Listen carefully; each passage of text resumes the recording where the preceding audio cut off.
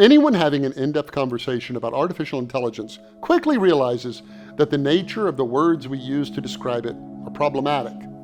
In fact, I would go so far as to say that our language and its rigid structure is an actual impediment to understanding the technology.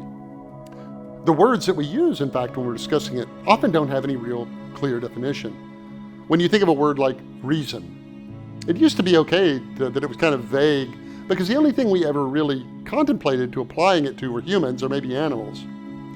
But what is intelligence? What is understanding?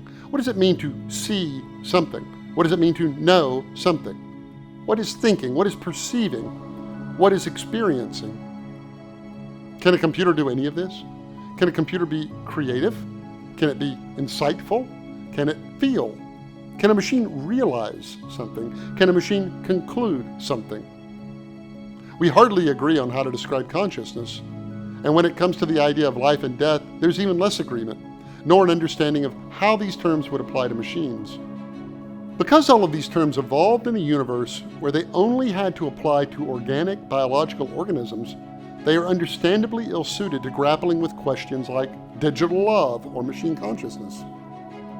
We find ourselves equipped with linguistic square pegs in a round hole universe, and it's no wonder that things get muddled as we plow forward. It is as if we are now grappling with questions like, what does 7 want? How does blue taste? In the case of computers, a question like, can machines think, would seem equally nonsensical, except for the simple fact that it no longer is. There is no path out of this, or at least no path in the short term. Our view of reality is shaped by the words we have at our disposal. Machines can either think or they can't. We don't have a word like flaved or vivvam to convey some new mechanical form of thinking, an intermediate reality. And so encumbered, we must still push forward.